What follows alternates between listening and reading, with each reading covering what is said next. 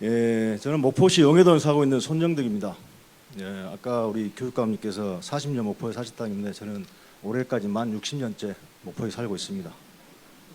예, 제가 드리고 싶은 말씀은요.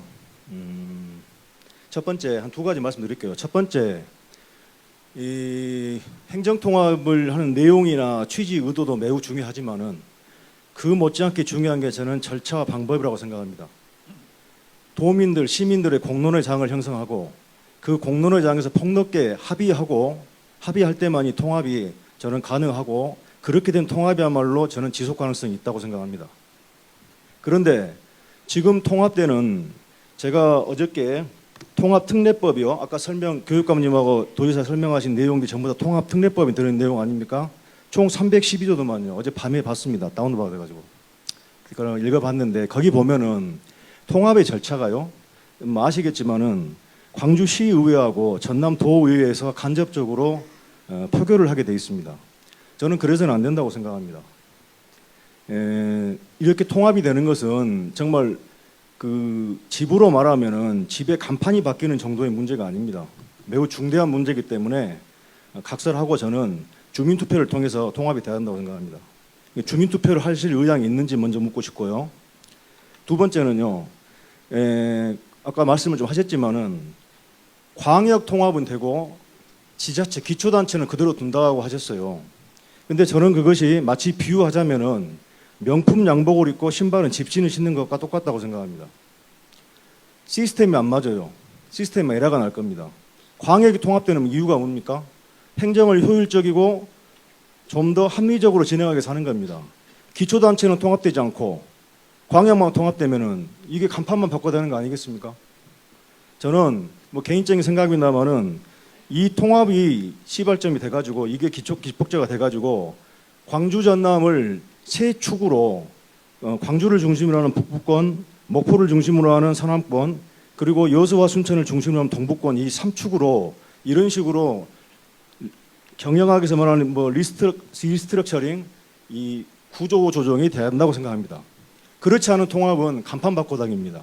거기에 대한 어떤 계획이 있는지 제가 아무리 특례법을 찾아봐도 한마디도 없습니다. 예, 좋은 의견입니다. 예, 감사합니다.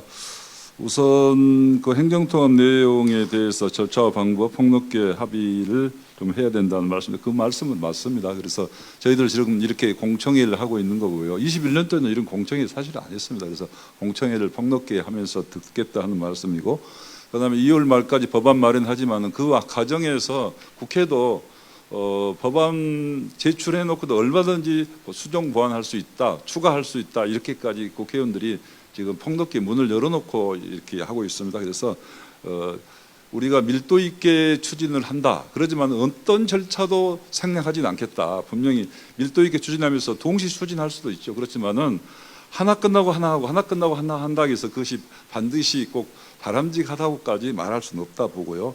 그다음에 이제 주민투표로 하면은 얼른 들으면은 그 부분이 좀 시원하기는 하죠. 정당성도 있는 것 같고 그러긴 하지만은 주민투표가 지금 할 수 있는 시간적 여력이 첫째는 부족하고 또 갈등이 더 심화될 수 있고, 특히 반대하신 분들은 찬성하는 분들에 비해서 더 주민투표하자 그런 의견을 많이 갖고 있으면서 주민투표를 반대의 수단으로 할 수도 있죠. 물론 그것도 허용이 돼야 되죠. 허용이 돼야 되지만은 현재 법을 놓고 보면은 법에는, 지방자치법에는 이런 행정자치단체를 통합하거나 나누거나 폐지할 때는 지방의회의, 지방도 시도의회의 의견을 들어야 된다. 이렇게 법조문이 이렇게 돼 있는 겁니다. 그래서 그렇게 하는 게 원안이라는 거죠. 그리고 특별히 관계부처 장관, 행안부 장관이 되겠죠. 관계부처 장관이 필요하다고 인정할 경우에는 시도지사에게 또는 시군 통합 같으면 시장 군수에게 주민투표를 요구할 수 있어요. 주민투표를 요구할 수 있을 뿐이지 주민투표를 결국 하느냐 안 하느냐 하는 것은 자치단체 장한테 달려 있고요. 또 행자부가 국가 정책에 대해서 주민투표 할 때 그것을 결정적인 의결로 보지 않습니다. 심의, 자문 이렇게 보기 때문에 주민투표를 해도 그것으로 확정되는 건 아닙니다. 그런 주민 투표를 정당성을 위해서는 할 필요는 있다고 보지만은 62대 28로 대부분 찬성이 이렇게 이루어지고 있는 마당에서는 그 주민 투표까지 안 가고 법 좁은 대로 그냥 시도의회의 의견을 들어도 저는 정당성이 있다 분명히 이렇게 말씀드리고요. 이 부분은 이 국회의원님들도 이미 합의하신 것이고 대통령께서도 그런 말씀을 하셨다는 말씀드리고요. 그다음에 이제 기초 통합이 안 된 것은 간판만 뭐 말씀하셨는데 이제 이 시도 통합을 하면서 이제 시군까지 통합을 해야 되는 거 아니냐 이런 뜻인데요.